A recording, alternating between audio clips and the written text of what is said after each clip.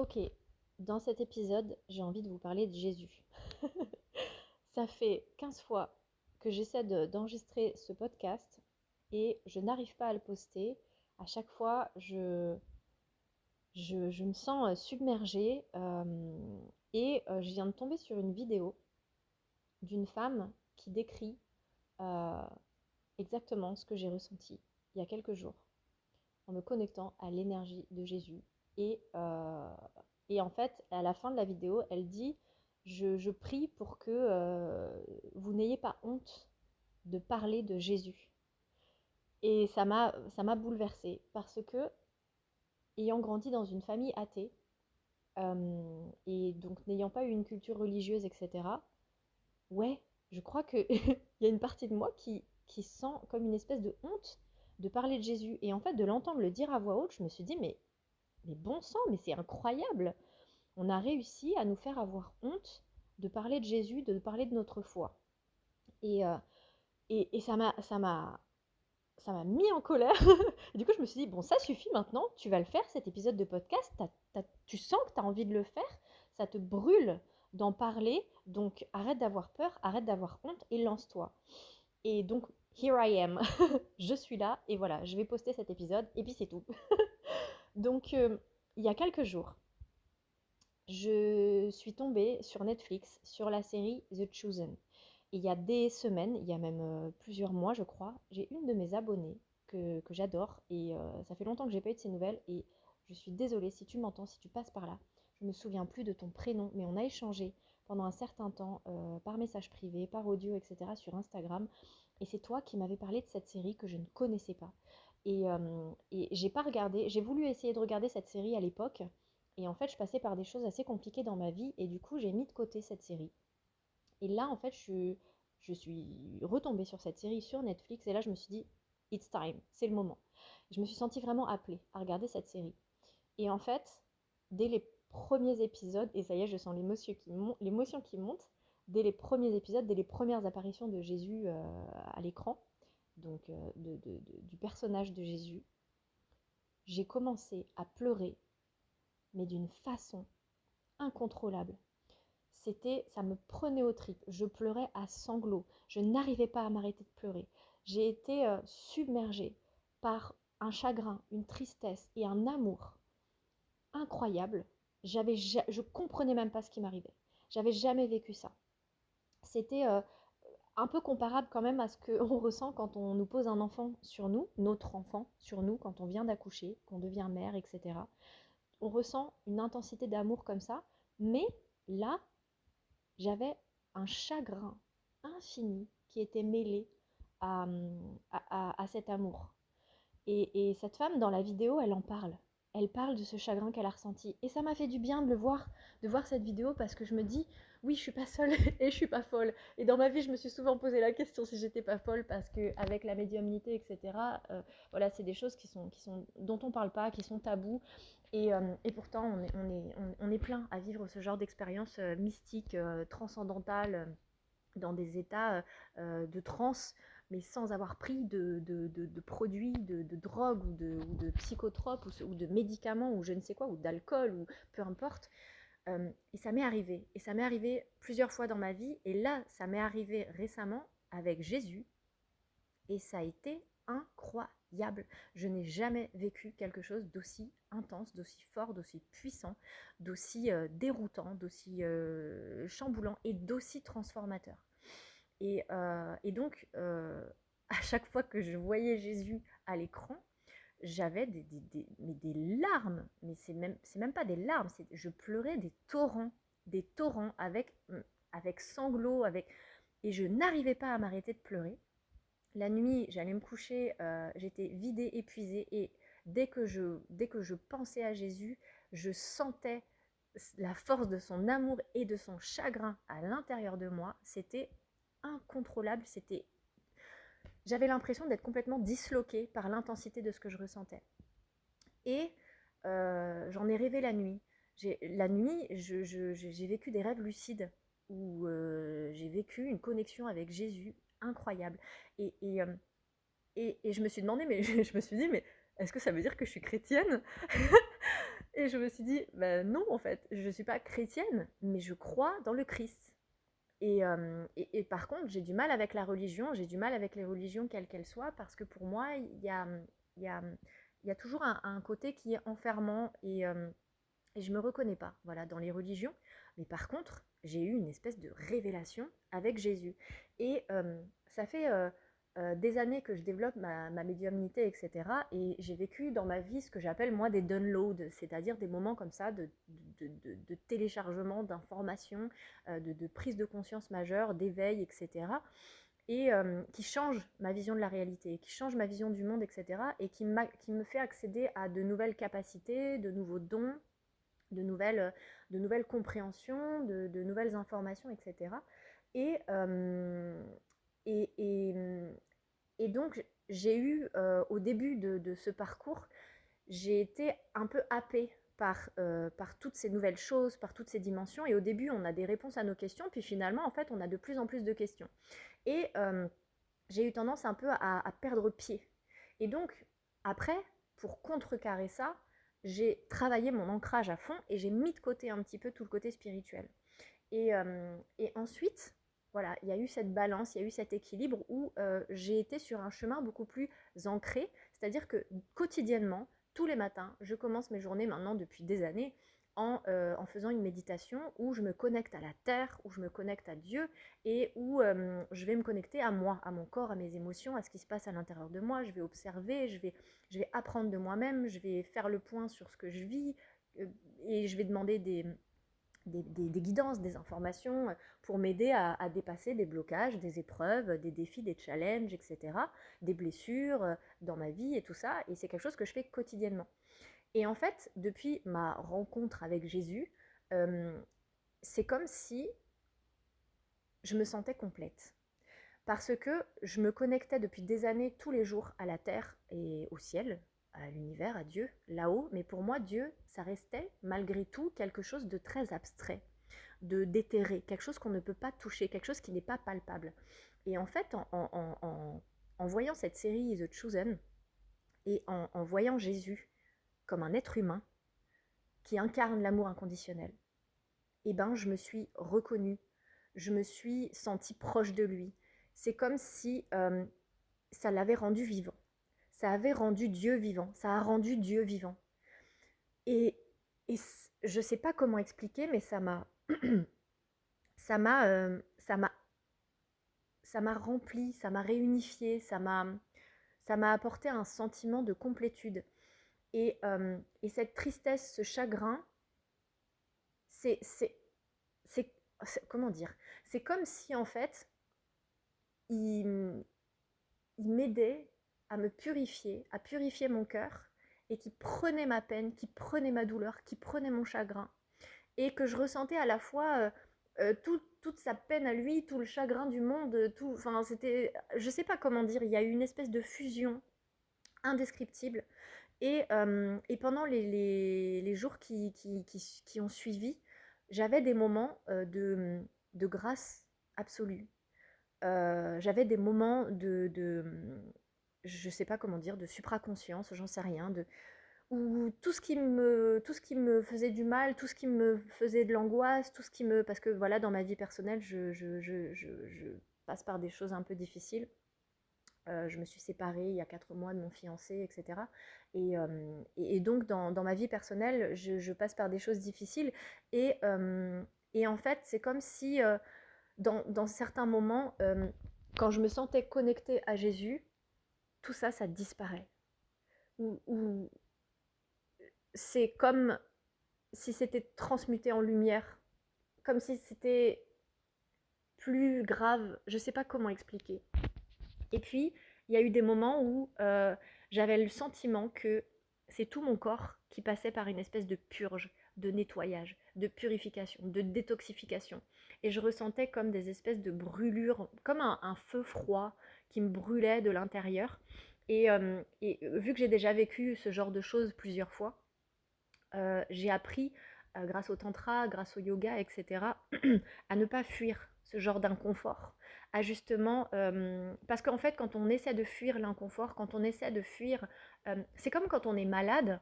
et qu'en fait on fait de la fièvre, en fait ça a un but. La fièvre, elle nous permet d'évacuer les toxines. C'est comme si, je suis désolée pour l'image, mais c'est comme si tu avais une gastro et que tu te retenais de vomir ou d'aller aux toilettes pour évacuer. En fait, ton corps, il a besoin de faire sortir, il a besoin de purger, il a besoin pour évacuer les toxines, pour évacuer l'infection, il faut que ça passe par une période d'inconfort, ça passe par un moment donné où ton corps, il va monter en température, il va expulser ce qui doit sortir, ce qui a besoin d'être expulsé, etc.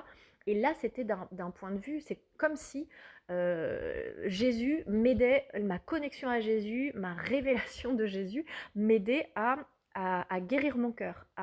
Et ça passait par un moment d'inconfort où j'avais mon corps entier qui, c'est comme si ça me brûlait, mais c'était, je sentais que c'était pour mon bien. Et donc, plutôt que de flipper et de dire stop, arrête tout, ça me fait peur, etc.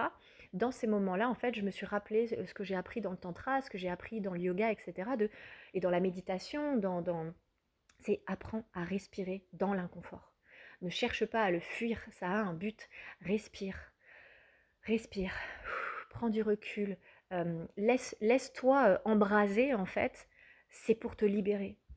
Et ça se fait par étapes, ça se fait par phases, ça se fait par vagues en fait. Et les plus grosses vagues semblent être passées, mais j'ai encore des répliques, des secousses, comme après un tremblement de terre ou comme après un tsunami, il y a encore des vagues, il y a encore des répliques, il y a encore des tremblements. Mais chaque jour, ça se fait de plus en plus doux en fait.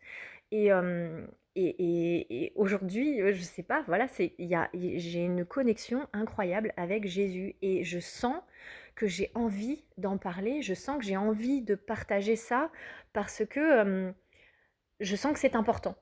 Je sens que c'est important. Et ça fait, en tant que médium, etc., ça fait des années que j'ai reçu des visions qui parlent d'apocalypse, qui parlent de tout ça, alors que, encore une fois, je n'ai pas eu d'éducation religieuse, je n'ai pas lu la Bible et je n'ai pas lu, voilà, je connais quelques passages, etc., les plus connus, les plus célèbres en gros, mais je n'ai pas été élevée dans le catéchisme, la culture, etc., je n'ai pas lu. Et pourtant, j'ai eu des visions que ensuite je suis allée comparer avec les écrits de l'Apocalypse, etc. Et j'ai eu ces visions sans les avoir lues. Je les ai confirmées par la lecture. Mais l'Apocalypse, ce qu'on m'explique dans ce que je capte, etc., c'est que l'Apocalypse n'est pas ce qu'on croit. C'est pas forcément la fin des temps telle qu'on l'entend, la fin du monde, etc. C'est apocalypse, l'étymologie, ça veut dire le lever du voile, ça veut dire le dévoilement. C'est-à-dire que en fait, c'est aussi, je capte beaucoup le jugement dernier, etc. C'est que en fait, on est en train de vivre une époque vraiment très particulière dans l'histoire de l'humanité et de l'homme moderne. Euh, c'est comme si on était confronté à nos choix, à notre récolte. C'est comme si Dieu était en train de préparer une espèce de moisson, une espèce de récolte. Et comme il le dit dans la Bible, etc., il va faire le tri entre le blé et l'ivraie, je crois. Et donc, on va reconnaître les justes des pécheurs à leurs fruits. Et en fait, j'ai pas encore toutes les réponses à tout ça, mais ce que je capte, c'est que, en fait, on nous donne le choix actuellement. On a le choix de se repentir, d'être dans une rédemption et de se rapprocher de Jésus en ce moment, en particulier, plus que jamais. Et je sens que, déjà, il y a 7 ans, j'avais capté que il y aurait une espèce de deadline fin 2025, début 2026. Et nous y sommes, nous y sommes. Et je suis pas la seule médium à avoir capté ces dates. Et en fait, bien souvent, ce qui m'est arrivé dans mon parcours de médium, c'est que j'avais des visions, j'avais des informations, etc. Et en fait, quelques temps plus tard, je tombais sur d'autres personnes qui, exactement comme il s'est passé avec la vidéo dont je vous ai parlé au début, j'avais des personnes qui partageaient qu'elles avaient eu les mêmes genres de visions, les mêmes informations, les mêmes dates, etc. Ce qui venait confirmer ce que j'avais reçu moi aussi. Et je me suis dit, parce que je me suis dit, soit je suis folle, mais du coup, si on est plusieurs à avoir eu l'information, soit on est tous fous, soit ça commence à devenir intriguant cette histoire. Et, et donc, je sens que j'ai envie de partager mon expérience par rapport à Jésus. Je sens que on vit un temps important. Alors encore une fois, je pense pas que la terre va brûler, que ça va être la séparation entre l'enfer, le paradis, ce genre de choses. Je pense qu'il y a beaucoup de métaphores, de paraboles, d'images dans tout ça, mais je sens que effectivement, on vit un temps particulier et je sais pas, observer autour de vous, vous pouvez pas voir autour de vous, vous aussi, que c'est le temps du karma. Les gens sont confrontés à leurs actions, qu'elles ont été bonnes ou mauvaises, et j'entends aussi beaucoup en ce moment, et depuis des années, on me prévient, il y a cette phrase, les derniers seront les premiers. Les, les justes qui ont été abusés, qui ont vécu des injustices, sont sur le point de récolter justice. Et les injustes sont sur le point de payer l'addition. Et je ne sais pas si vous pouvez le voir d'un point de vue collectif. On est en train de voir la chute de beaucoup de personnes, de beaucoup de personnes dans le show business, etc. Les gens sont en train d'être confrontés à leurs actions, à leurs comportements, etc. Et donc, on vit des espèces de temps bibliques comme ça. Et même pour moi, qui ai capté et qui ai reçu des visions, des messages, des informations qui parlent de tout ça depuis des années, ça paraissait quand même très abstrait pour moi. Et là, j'ai eu vraiment cette rencontre avec Jésus qui est incroyable, qui est indescriptible. Et je sens que c'est en train d'impacter tous les domaines de ma vie. Je sens que ça me ramène à une humilité, euh, à une libération. C'est en train de me libérer. Ma connexion avec Jésus est en train de me libérer. Et j'ai l'impression quand je parle de Jésus, là, j'ai l'impression de faire comme un espèce de coming out. J'ai l'impression que c'est comme si j'avais caché ça. Alors ça fait que quelques jours hein, que ça s'est produit, mais je sens que j'ai besoin d'en parler. Je sens que ça me libère aussi d'en parler. Je sens que j'ai besoin d'assumer. J'ai besoin d'assumer que je crois en Jésus, que Jésus existe, qu'il est là, qu'il est présent, qu'il revient, qu'il est en train de nous tendre la main. Il est en train de nous tendre la main pour nous sauver, pour nous aider à nous libérer, pour purifier nos âmes, pour purifier nos cœurs, pour nous débarrasser, nous libérer de notre douleur, de nos démons intérieurs, de l'obscurité, de notre ego, de nos dérives.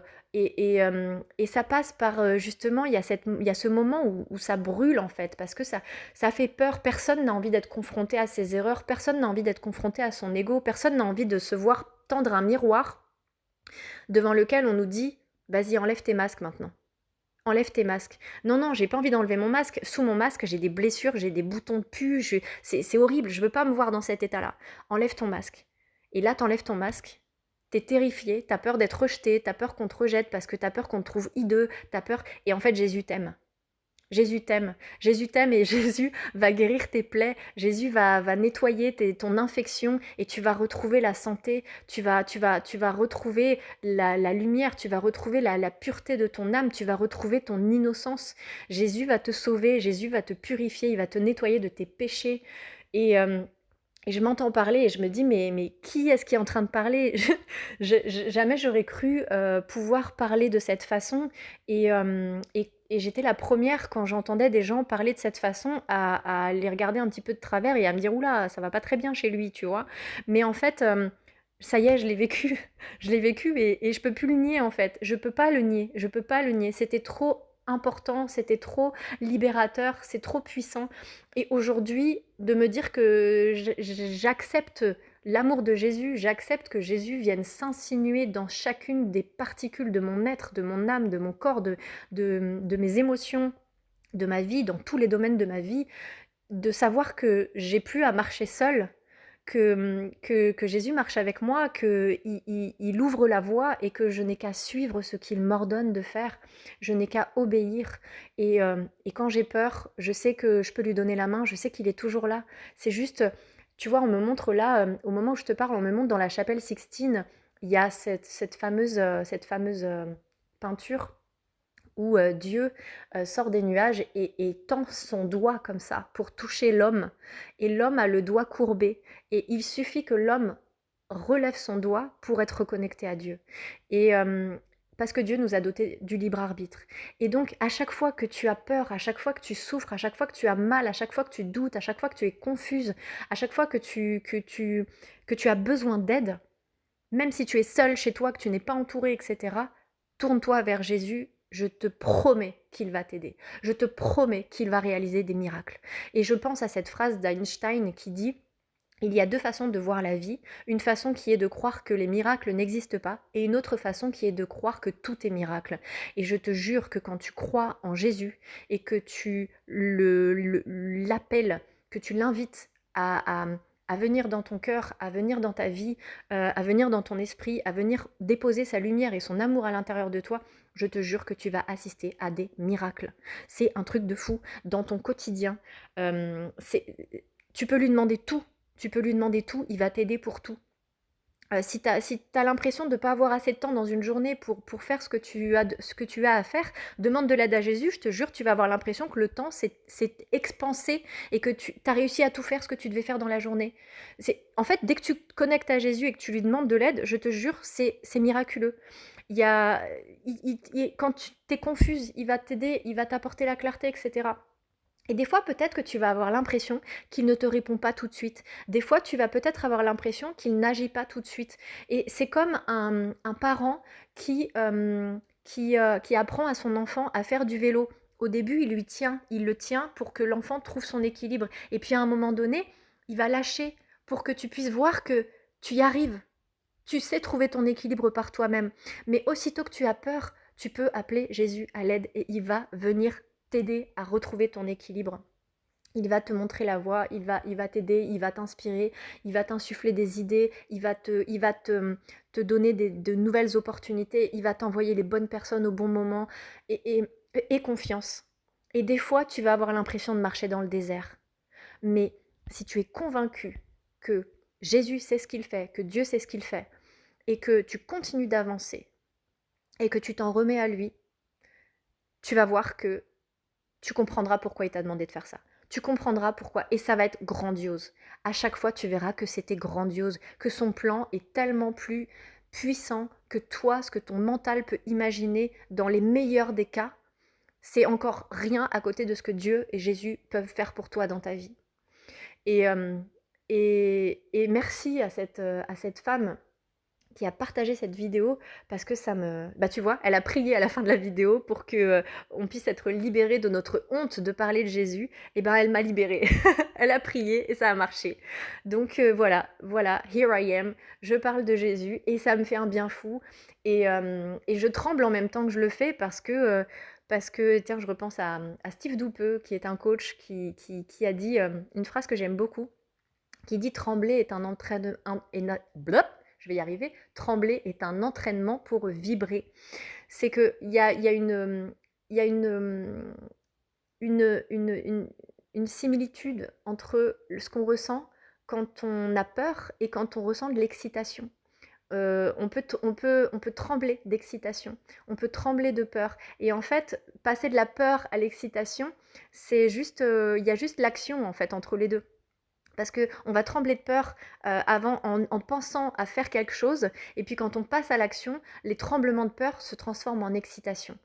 Et c'est ce que je ressens en ce moment. Il y a cette forme d'espèce de libération, d'oser parler de Jésus, moi qui suis athée, qui n'ai pas grandi dans des enseignements catholiques, chrétiens ou je ne sais quoi, et qui avait honte de parler de mon expérience mystique, inexplicable, que j'ai vécu avec Jésus dernièrement.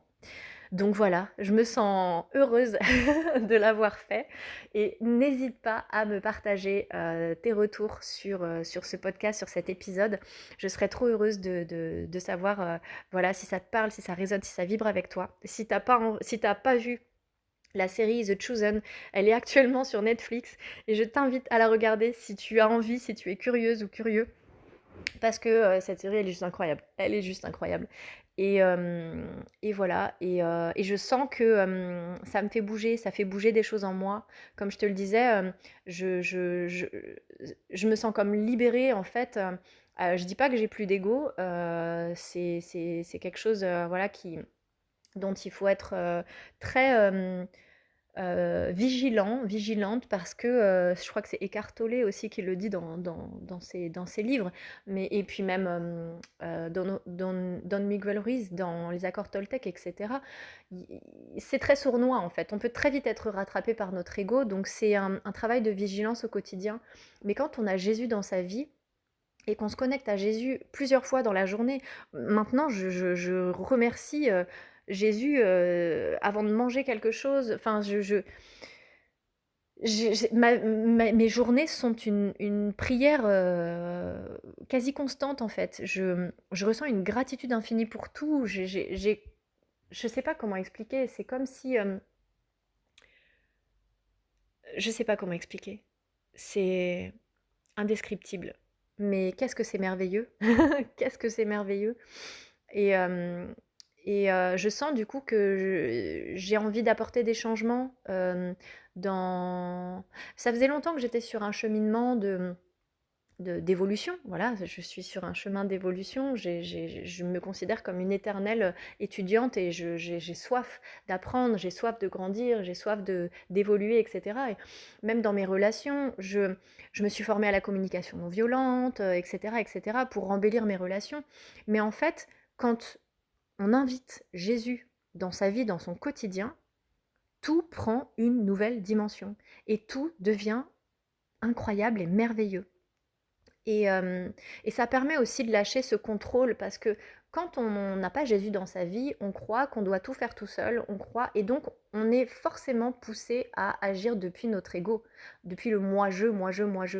Et le moi-je, souvent, il est dans des dynamiques un peu bourreau, victime, sauveur, c'est-à-dire que soit on trouve que la vie est dure et donc soit on se sent victime de la vie, on se sent victime des autres, on se sent victime des circonstances et tout paraît difficile parce que on a l'impression d'être seul contre le reste du monde. Et soit on peut passer carrément dans un extrême opposé d'avoir un ego surdimensionné, de croire qu'on est le sauveur de l'humanité, d'avoir une ambition surdimensionnée et d'être dans l'égoïsme en fait. Et quand on invite Jésus dans sa vie, dans son cœur, dans son esprit, on se sent connecté, on se sent humble, on se sent euh, tellement aimé qu'on a envie d'aimer tout le monde de cette façon.